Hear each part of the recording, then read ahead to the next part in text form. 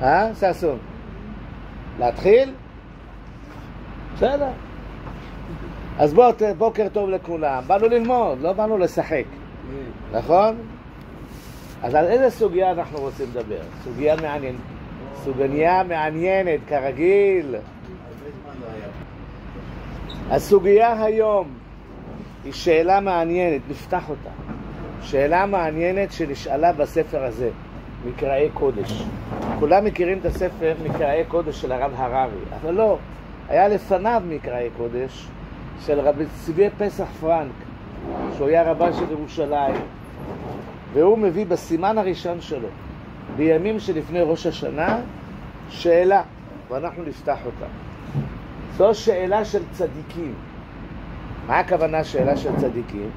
כדי להסביר את השאלה צריך לתת הקדמה.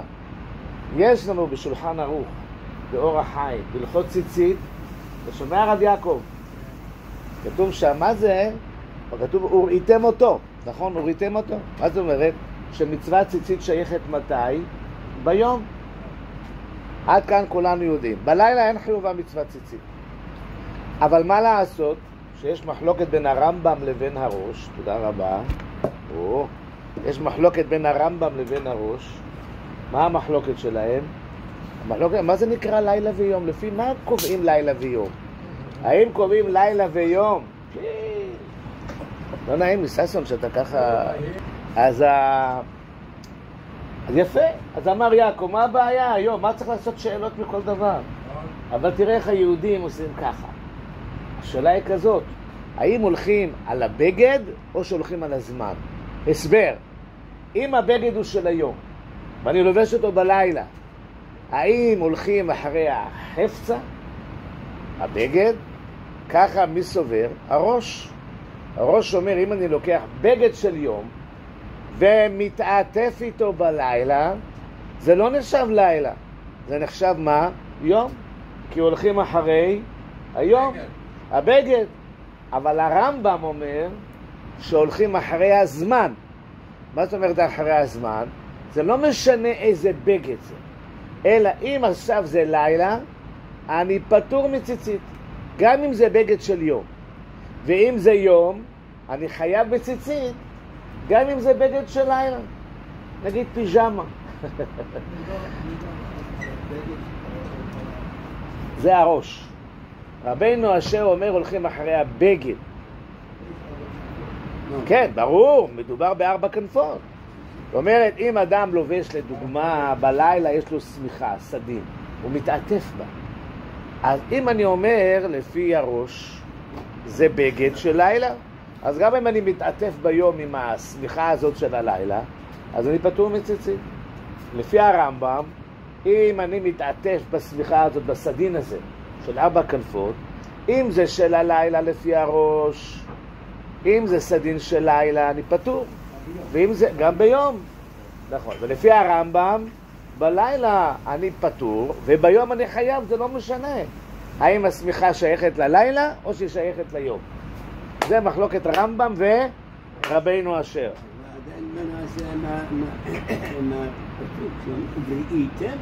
זה השאלה. האם ראיתם אותו זה הזמן של ראיתם אותו? ביום רואים. שומע, רק רגע. ולא בלילה. או שאני אומר, ראיתם אותו, הכוונה לבגד. האם זה בגד של ראיתם אותו, או שזה לילה של ראיתם אותו? זה לא משנה מה, ראיתם אותו. נכון? ככה אומר גם יעקב. בלילה כשאני לא רואה, אז מה זה משנה יום או לילה? ככה אומר הראש. אתה רוצה להתווכח. רבנו יחיאל בנו של הראש, אתה יכול להתווכח עם הראש? לא יודע, ככה הראש אומר. הראש אומר, מכיוון שהבגד הוא של הלילה, זה הכוונה ראיתם אותו. האם זה בגד שבדרך כלל ראיתם אותו ביום, או שזה בגד שלא רואים אותו כי הוא בדרך כלל בלילה? זה ההבדל בין דעת הרמב"ם לבין דעת הראש. עד לכאן הייתה הקדמה. עכשיו אנחנו באים לשאול שאלה. בא איזה צדיק אחד לשאול שאלות. זה שאלות של צדיקים. יש שאלות שהאדם לא שואל רק בגלל שהוא צדיק, הוא שואל כי הוא רוצה לדעת האם זה כשר, האם זה טהור, האם זה מותר, האם זה אסור. עכשיו השאלה היא שאלה של צדיק. מה השאלה של צדיק? הוא צדיק תרתי משמע. א', הוא קם בשעות הקטנות של הלילה. בשעות הקטנות של הלילה. הוא קם בשעה 2, 3 להגיד סליחות. אני זוכר במרמורק, אנחנו רק היינו נכנסים הבית, כבר היה שם אחד משולם. היה הולך לסליחות בבית כנסת שבזי. אנחנו הולכים הבית אחרי המשחקים של הנוער, והוא הולך להתפלל. הוא הולך להתפלל. שעה 1 אתה כבר רואה אותו עם ההליכון בדרך לבית כנסת בשביל הסליחות. בשביל להגיד, אתה רואה מה זה? שבתי בבית השם. כן, אבל הוא נכנס לבית כנסת קודם כל, נשאר שבתי בבית השם כל ימי חיי. לא שמתחילים את הסליחות באחד, הוא הולך לבית הכנסת. זה מקום נעים לו, זה מקום שהוא מרגיש שלווה ושמחה ונחת, זה טוב לו ללכת לבית הכנסת.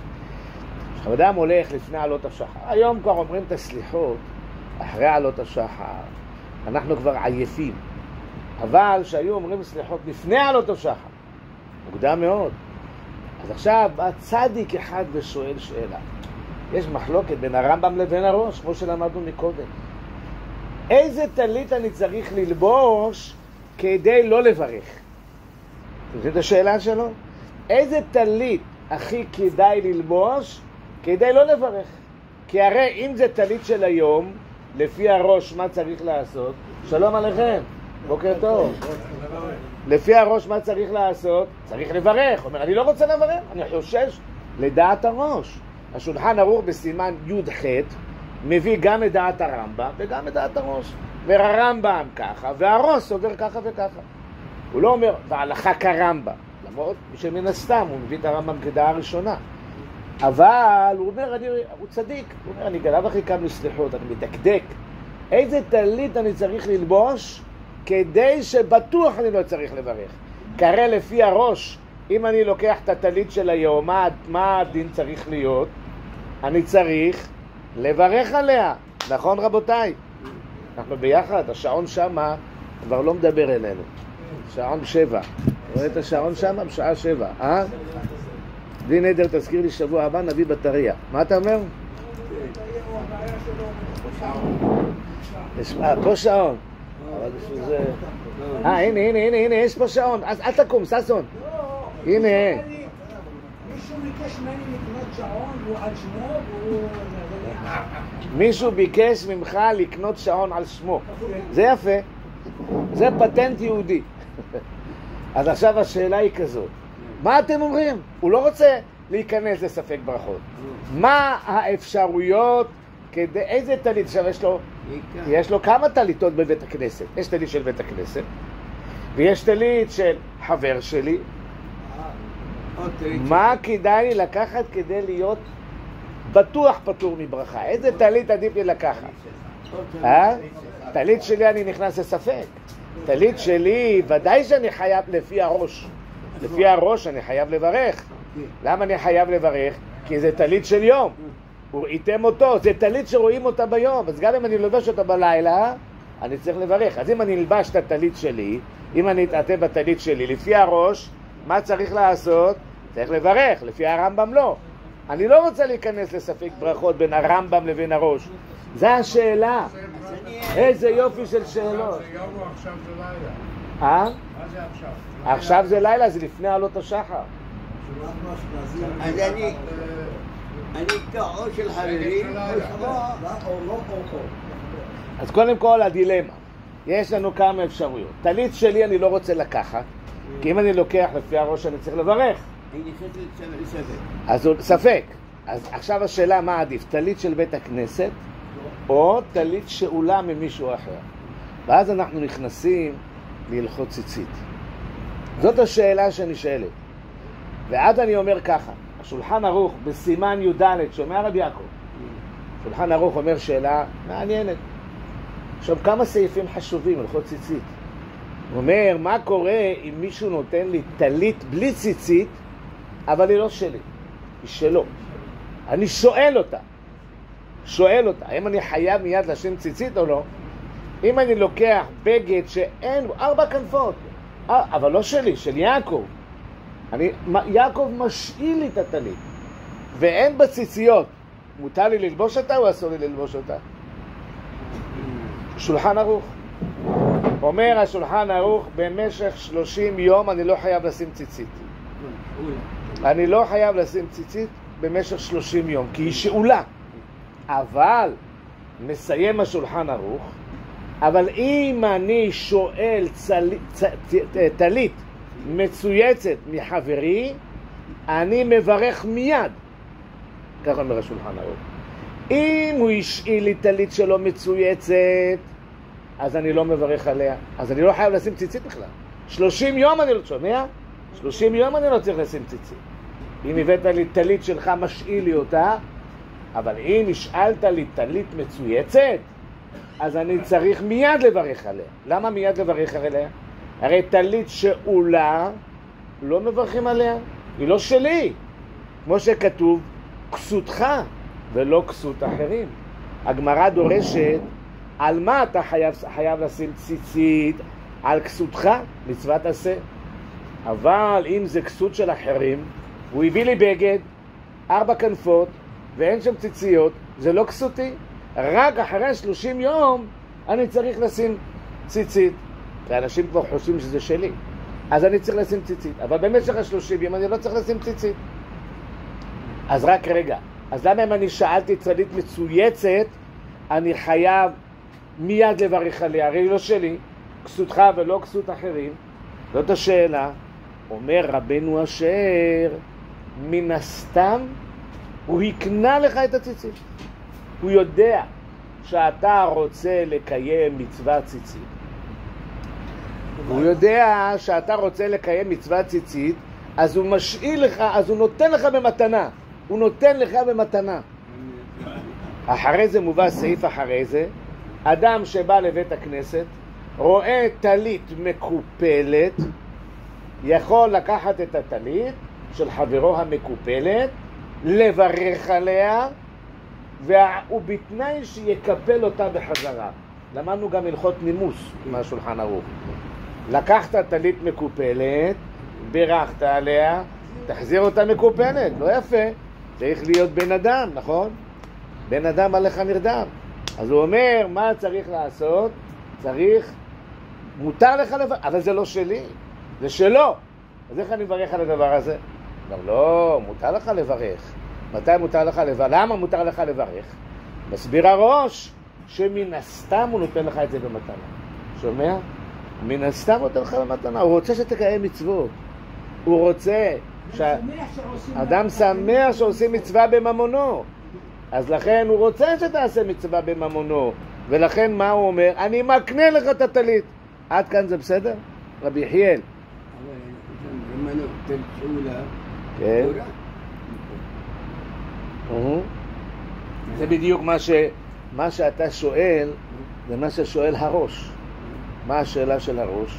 הראש אומר, איך הוא יכול לברך? הרי זה טלית שאולה. אומר הראש, מכיוון שאני אומר שהוא מקנה לי את הטלית, כי הוא רוצה שאני אקיים מצווה. הוא נותן לי לקנות את הטלית, כי הוא רוצה שאני אקיים מצווה. כמו שאמר ססון, אדם רוצה שיעשו מצווה בממונו. אתה רוצה שיעשו מצווה בממונו? בדיוק, שתעבד מצווה בממונו. לכן אומר הראש, כשאני לוקח טלית מחברי, הוא מתכוון להקנות לי במתנה כדי שאני אצא ידי חובה. זה מה שאומר הראש. ולכן אומר הראש, שומעים רבותיי, זה ראש במסכת חולין. בפרק כ"ח במסכת חולין. אומר הראש, ולכן אלה שקמים לעלות השחר לסליחות, והם קמים לפני עלות השחר לסליחות, והם לוקחים טלית של חברי, לא טוב הם עושים. למה? מכיוון שוודאי שחבר שלך יקנה את זה בשבילך. הוא נתן לך רשות שזה יהיה שלך, כדי שתקיים את המצווה. אז אומר הראש, ולכן אלה שלוקחים טלית מחברו, טלית שאולה, בבית הכנסת, לסליחות, והם לא מברכים, לא טוב הם עושים. כי הרי לפי החשבון שלי, צריך לברך על טלית שאולה. למה צריך לברך על טלית שאולה? הוא מן הסתם מקנה לי את הטלית הזאת. ככה אומר רבנו אשר. אז לפי רבנו אשר יוצא, לפי הראש, שטלית שאולה זה לא טוב. אז מה עדיף? טלית של בית הכנסת. מה אתם אומרים? טלית של בית הכנסת, אדם קם, עולה לתורה, בורח הוא. צריך לברך על הטלית או לא? מה אתם אומרים? קורה הרבה פעמים. מזמינים אותו בשני וחמישי, בשבת ומנחה, בבוקר בשבת. הוא שם את הטלית, צריך לברך על מצוות ציצית או לא? להתעטף בציצית או לא? מה אתה אומר? לא. מה אתם אומרים? אתם מסכימים? אדם עולה לתורה, שם טלית בכבוד הציבור. צריך לברך או לא צריך לברך? מה אתה אומר? צריך לברך? יש כאלה שאומרים שלא. חברים שלך אומרים שלא. אדם שעולה כדי להתפלל, האם צריך לברך? מתעטף בציצית כדי להיות שליח ציבור. האם צריך לברך או לא צריך לברך? צריך, טוב, לפי שיטתך פשיטה. מה אתה אומר? אתה שאמרת שעל העלייה בתורה לא צריך, האם עכשיו הוא כן צריך או לא צריך? הוא עולה להתפלל בטלית של בית הכנסת והוא עולה להיות שליח ציבור. הטלית של בית הכנסת? טלית של בית הכנסת. בוודאי צריך לברך. אז רבינו יחיאל אומר שוודאי צריך כמוך. למה? כי ודאי יש לו חלק מהבטלית. יש בו גם נימוק. מכיוון שוודאי יש לי חלק במצווה, אז רק רגע נעשה סדר. אני רוצה סתם לחשוב, האם יש כהן, יש לנו 3 אפשרויות, 3 סוגי אנשים שלוקחים טלית. אחד לוקח לזמן מאוד קצר. הכהן לוקח כדי להתעטף, כדי לברך את עמו ישראל באהבה. הוא צריך לברך, להתעטף בציצית? הוא בא לדקה לוקח, אבל מחזיר את הטלית.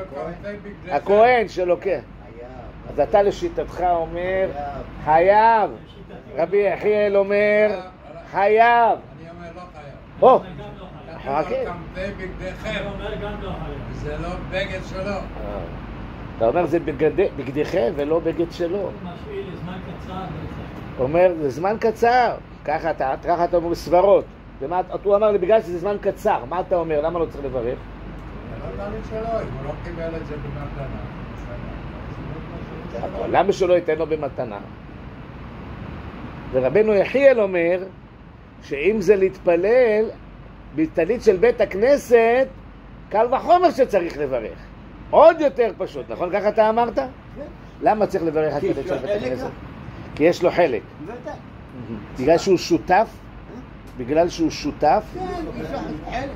לא, אני שואל. כמו מתפלל בבית הכנסת, בוודאי זה של בית כנסת. לכן אני שואל. יש לו חלק? אני מדייק. אנחנו הרי באים ביום ראשון בבוקר ומחדדים את השפיץ של העיפרון עד שהוא נשבר. אז אני שואל אותך עכשיו, למה באמת על טלית של בית הכנסת אני מברך? מכיוון שאני שותף בבית הכנסת או מסיבה אחרת? האם אני בבית הכנסת שותף? אני חלק מהקהילה ואני מברך בבית כנסת התימני, אני מדי פעם תורם לבית הכנסת, יש גם דמי ביטוח, דמי השנה. אין לנו בעיה, אנחנו באים בבוקר, מתעטפים בטלית. שלך או של אחרת? של מי? מה? בטלית של מי? שלי. בבוקר. למה? שעדיין לילה. לפי הרמב"ם. לפי הרמב"ם, אבל אין לי בעיה בכלל. עכשיו, כשבזמן התפילה, כזמן, אני מסיר אותה, מתעטר, מברך ומתעטר. זה הכל. פתרנו את כל הבעיות האלה. אבל אמרנו שלפי הראש, אמרנו שזה שאלה של צדיקים, הרי התחלנו את השיעור. זה שאלה של צדיקים. לא, באמת אתה אומר, לא עושים, מה אתה עושה לי ככה וככה וככה, מעולם לא חשבתי על זה, אני כל בוקר לוקח את הטלית, מה אתה מכניס? אבל אמרנו, זה שאלה של צדיקים. הוא שואל, הוא למדן צדיק. במקום להשתעמם ולעסוק בדברי הבל, כשהוא משתעמק הוא עוסק בפלפולה של תורה. אז הוא אומר, לפי הראש, מה נעשה?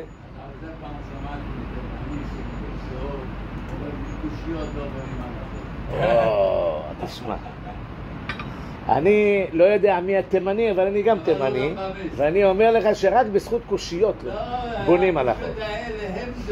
אני אומר, אתה יודע, סוגריים, אני אומר, האדם בעולם הזה נולד, תשמע מה אני אומר, אולי תסכים. אדם בעולם הזה נולד למרתף.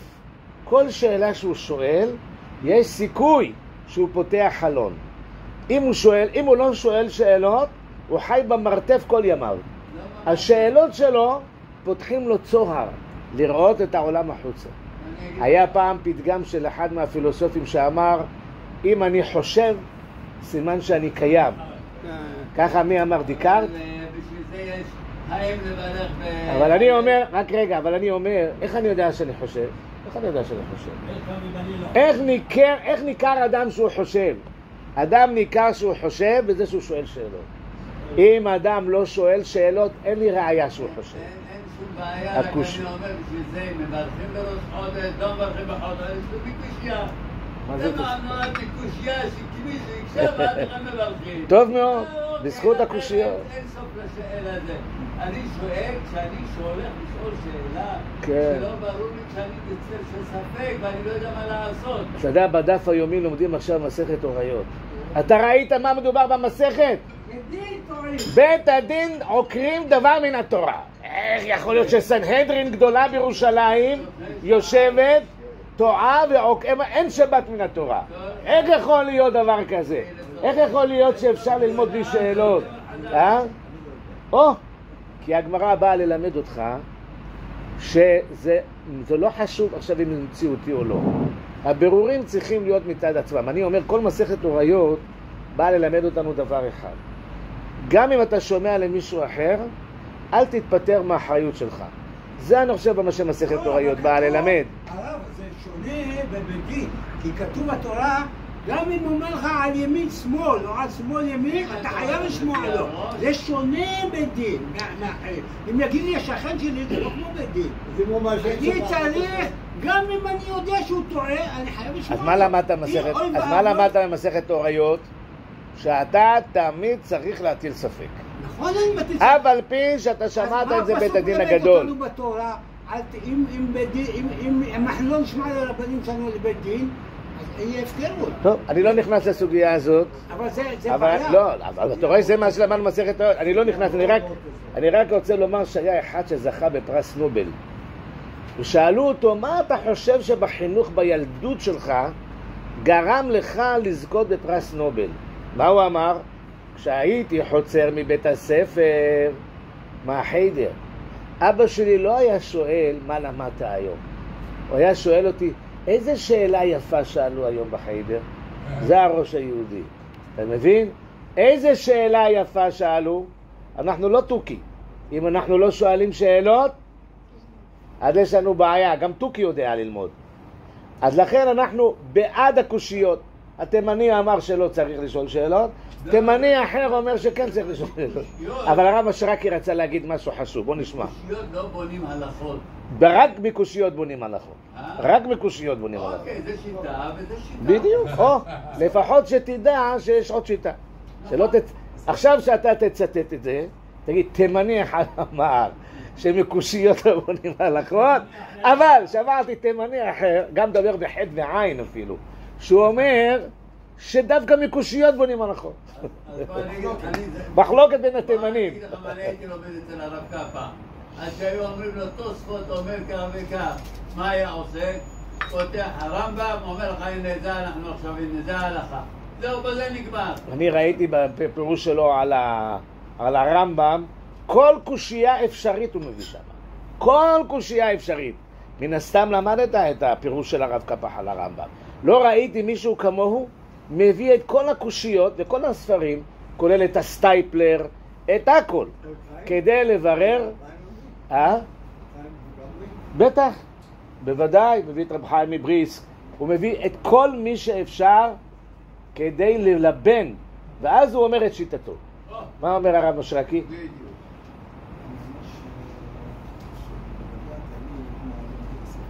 אני לא... זה...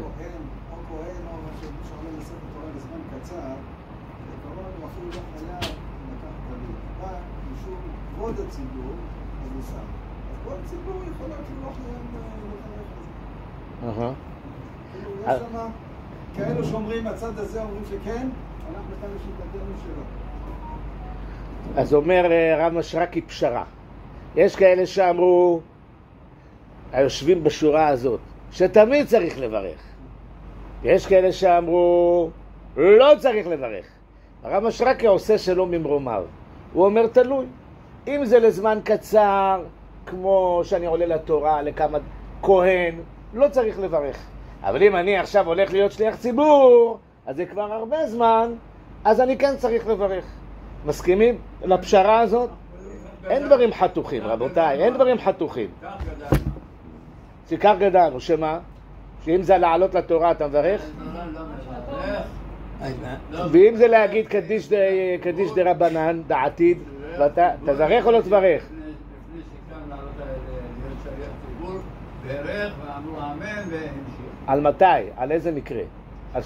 על שליח ציבור. יפה, בסדר גמור.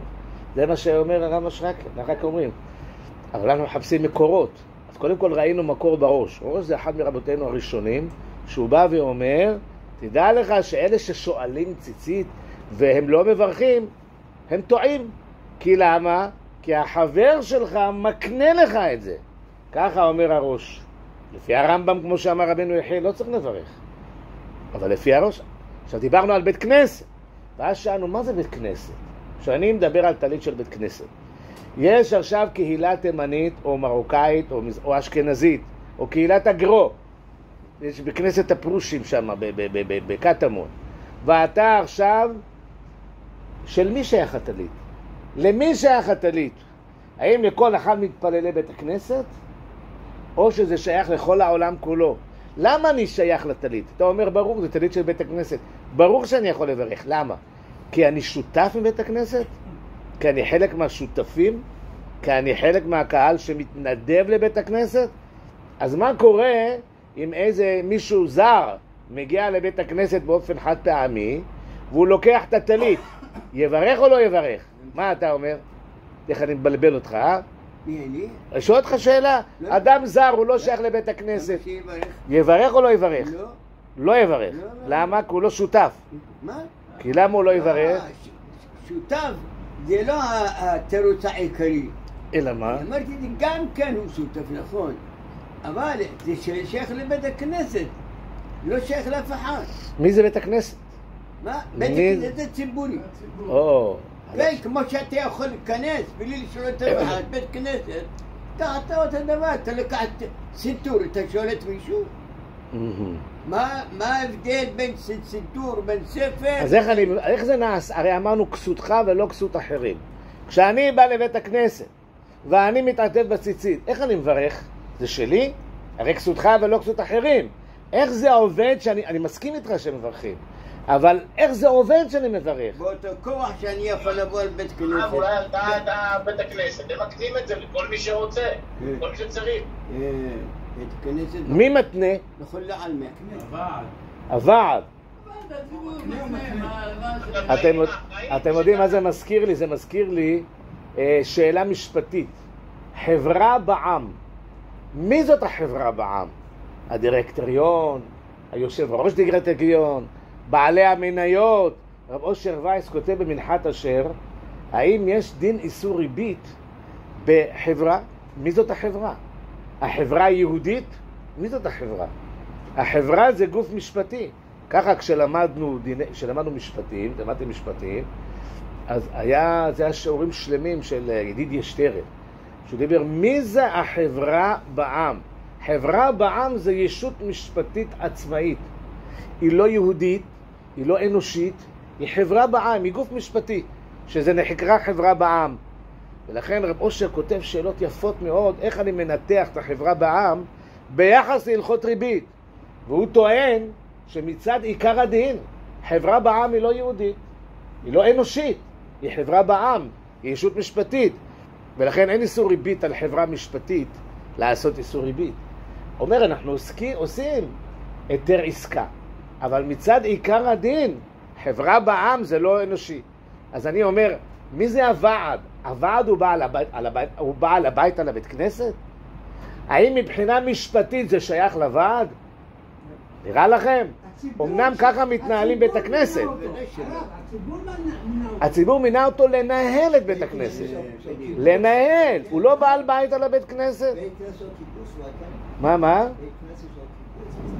אז באמת רבי יהודה מחלק חילוק שמוזכר בגמרא ובראשונים, במסכת מגילה, שיש הבדל בין בית כנסת של כרכים לבין בית כנסת של כפרים. בתי כנסת של כפרים זה כמו אותם בתי כנסת משפחתיים שמקימים בכל מיני יישובים. אצל התימנים בעיקר. משפחה, ברוך השם, כן ירבו. רק 3? בסמטה אחת. אבל זה היופי, אתה מבין? ככה, אם זה היה רק בכנסת אחד, אז זה היה מניין וחצי. ככה שזה 3 בתי כנסת, אז לפחות חייבים 30 איש. בסדר, מה לעשות? יצר הרע נכנס גם לבית כנסת. יצר הרע נכנס. פחות בבית הכנסת. סוגריים, פותח סוגריים, נחזור. היה פעם אחד שחזר ואמר, הייתה אישה עגונה הרבה זמן. הייתה אישה עגונה הרבה מאוד זמן. ופתאום בא איזה מישהו ואומר, אני בעלה. וואי, איזו התרגשות הייתה, כבר לא מזהים. עברו שנים רבות, מפני בייבי פייס, הוא נראה עכשיו ברוך השם, חתייר כזה, כבר לא אותו דבר. לבן, הלבין כולו. אבל הוא אמר, אני בעלה, ונתן סימנים לאשתו. את זוכרת כך וכך, את זוכרת? טוב, אז לפי הדיני הראיות זה נראה כמו אשתו. יפה. בערב שבת, כמו שאומר רב יהודה, נכנס היהודי, ואז הגר"א אומר לו, אתה לא בעלה, אתה שקרן, תודה. באותו בן אדם ברוב פחד, מבין לה, נבעל, אמר, אני מודה שזה באמת לא אני בעלה. איך ידעתי? הכרתי את בעלה, והוא סיפר לי כל מיני סיפורים, אבל אני באמת לא בעלה. שאלו את רגע, איך? בעל רוח הקודש אתה? בעל רוח הקודש אתה? אמר להם הגאון מבין, לא. ידעתי שיצר הרע נמצא בכל מיני מקומות. במקום אחד הוא לא אוהב להיות, בבית הכנסת. כי הוא פוחד שאם הוא יישאר יותר מדי בבית הכנסת, חס ושלום יחזירו אותו בתשובה. ראיתי שהבעל הזה ידע הכל. הוא רק לא ידע איפה הוא יושב בבית הכנסת. את כל הפרטים אתה זוכר על בעלה, אבל אתה לא זוכר איפה אתה יושב בבית הכנסת. אמרתי, זה שקרן, הוא לא בעלה. אז באמת אמרתי לו, באמת נבהל. אז יצר הרע מפחד להתעסק בבתי כנסיות. נראה שלפעמים הוא דווקא מאוד נהנה להתעסק בבתי כנסיות. זה משעשע אותו. בכל אופן, אז אנחנו חוזרים לטלית של בית הכנסת. אם זה בית כנסת משפחתי של כפרים, כמו שכתוב, אז באמת זה מדין שותפים. אבל אם זה בית כנסת של כרכים, מה זה בית כנסת של כרכים? בית כנסת של כרכים, אתה הולך למחנה יהודה, יש לך שם בית כנסת. זה בית כנסת של כל העם, כל מי שרוצה יבוא להתפלל שם. אז הטלית היא שייכת לכל העם. זה לא מדין שותפים, זה מדין מה? עוד מעט נסביר. האם אדם הולך להתפלל באיזה בית כנסת עירוני, אז נכון שיש עמותה שמנהלת את בית הכנסת. נכון שאפילו יש ועד שמנהל את בית הכנסת. נכון שיש רב שמנהל את בית הכנסת, אולי. אבל מה שבטוח, אבל הם לא בעלי בית הכנסת. תמיד כפוף לרב, הוא לא יעשה דבר בלי הרב. זה בעולם הבא. בעולם הזה, זה לא תמיד עובד ככה. מה? כן, בדיוק. אמרו פעם על רב אייזל חריף, שהוא היה מתפלל, היה מסיים תפילת 18 לפני שהחזן, זה לא נעים, בדרך כלל החזן מחכה לשליח ציבור, אבל רב אייזל חריף היה כל כך מהר שהחזן, הוא היה צריך לחכות החזן. אז פעם אמרו לרב אייזל חריף, אולי אפילו בשביל ההצגה תתפלל קצת יותר לאט, כי לא נעים שהרב מחכה לשליח ציבור. בכל בתי כנסיות החזן מחכה לשליח ציבור, ופה הרב מחכה לחזן, לא נעים. אז אמר להם, זה ההבדל ביני לבין כל הרבנים. כל הרבנים הולכים אחרי הקהל, אני, הקהל הולך אחריי. כך אמר רב אייזל חריף. אז זה היה הסיפור. מה נכון או לא נכון? יש, בקיצורו של דבר, זו שאלה. תדעו לכם שהרבה גדולי ישראל היה להם חיים קשים. הם הרבה עם הקהילה, היום כולנו קוראים את הספרים שלהם, אנחנו לא מאמינים שמישהו בכלל יעיז להתווכח איתם. אבל אנחנו יודעים על הרבה מגדולי ישראל שהיה להם ויכוחים קשים עם הוועד של הקהילה וכו' וכו' וכו', והיה לא פשוט. בכל אופן, יש שתי אפשרויות. אם זה בית כנסת משפחתי, אז אני שותף. ושותף מברך על הטלית שלו. הוא שותף בבית כנסת. ואם זה בית כנסת של כרכים, שזה כמעט כל בתי הכנסת היום, שבונים אותם מכספי הציבור, הממשלו, וזה שייך לכולם. כל מי שרוצה יבוא להתפלל שם. זה לא שייך לוועד, הוא לא יכול להגיד לו אל תהיה פה, הוא לא יכול להגיד לו לא תהיה פה. זה כל אחד יכול לבוא להתפלל שם. אז איך אני באמת זוכה בטלית? איך אני זוכה בטלית? הרי הטלית לא שלי, הטלית של מי היא? של כלל ישראל. אז מה הכוונה שאני הופך להיות איזה פסיק מחלק כלל ישראל, וזו השותפות שלי? לא. צריך לומר שהכוונה היא כזאת, שברגע שאני בא לבית הכנסת ומתעטף בטלית, יש מושג של מזכים לי את הטלית.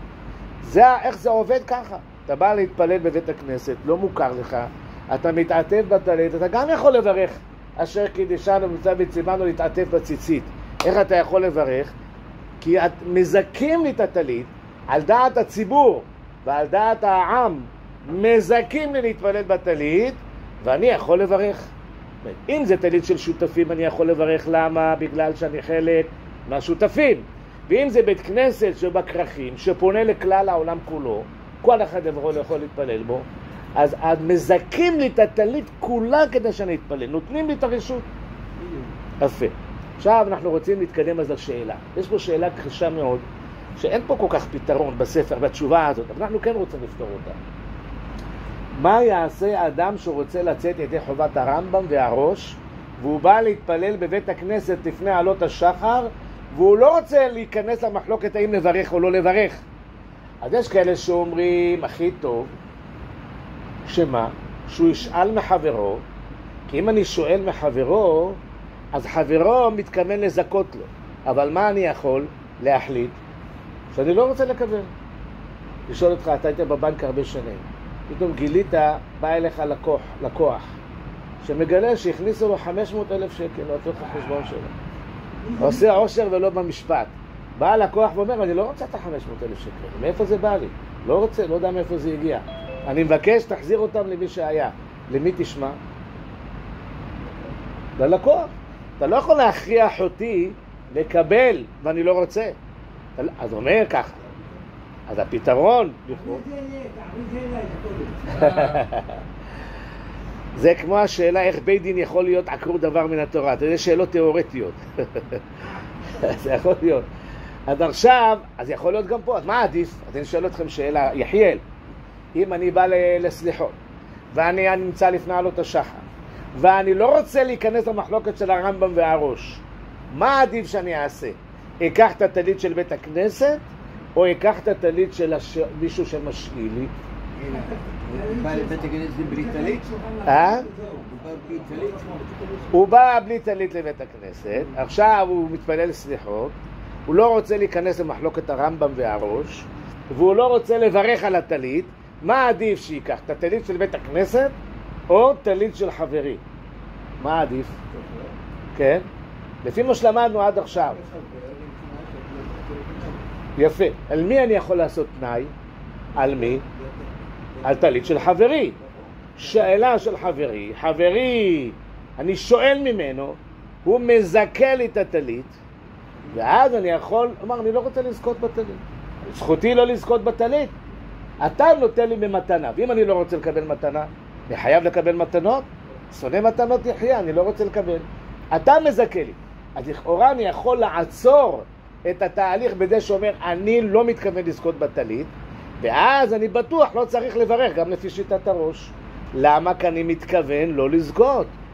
לעומת זאת, בטלית של בית הכנסת, איך אני יכול? אני לא יכול להתכוון לא לזכות, אני כבר חלק מהזכות. מה אני אעשה? אני חלק מהעניין, אני שותף, אני לא יכול לצאת מהשותפות שלי. עד כאן זה כמו שמופיע בערך, ככה וככה, הוא מביא ככה וככה. אבל אני חשבתי על עוד רעיון. עוד רעיון. אני רוצה לשאול אתכם שאלה.